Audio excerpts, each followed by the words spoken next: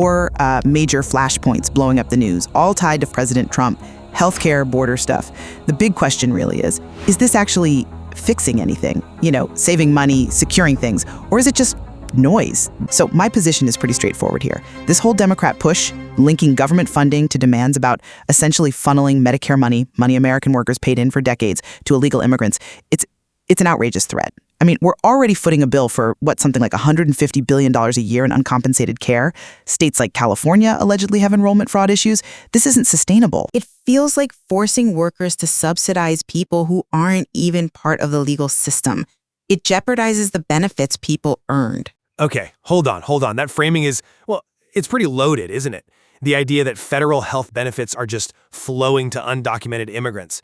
That's just factually not true. Federal law explicitly bars them from these programs. This feels like classic inflammatory rhetoric, creating a boogeyman.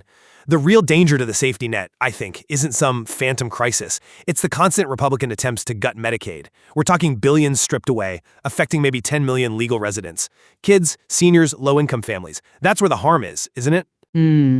Okay, let's shift gears then. Public health messaging. Trump's Paxlovid joke, asking the CEO for some.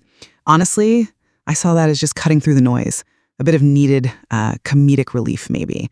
Exposing how absurd some of the COVID hysteria got. Let's be honest, Paxlovid itself. It's had questions about efficacy, those rebound rates people talk about, maybe 20%. It felt like he was puncturing the establishment fear narrative. And the critics just can't handle a joke that hits close to home, maybe. A joke? Really? I can't see it that way. We lost over 1 million Americans. Making light of that, mocking treatments, even treatments his own administration helped push forward.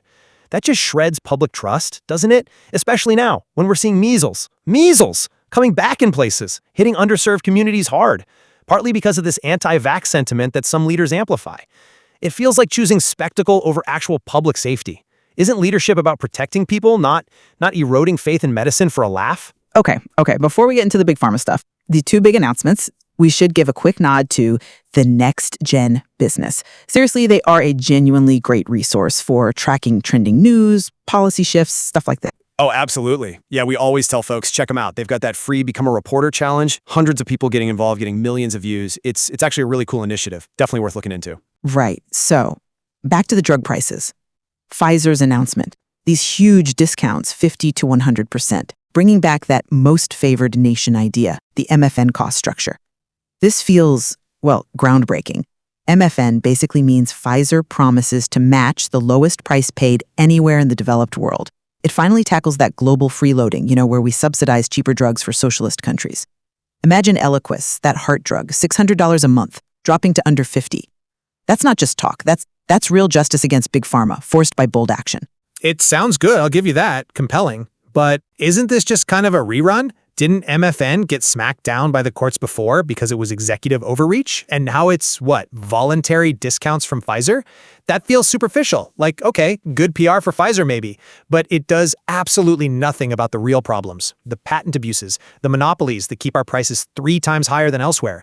This looks like a shiny object, a distraction from needing real systemic reform, not just these temporary, maybe unenforceable deals that could even risk trade spats. That's an interesting way to put it. But look at MFN applied to Medicaid Event 4.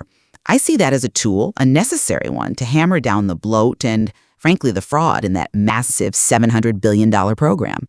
If we ensure Medicaid pays no more than the lowest price Europeans get, because let's face it, the threat of tariffs forced their hand, we save taxpayers billions. That's just responsible fiscal management. But is it, though? I mean, championing a price fix, even if it works short-term, while completely ignoring the relentless ideological attacks on Medicaid itself.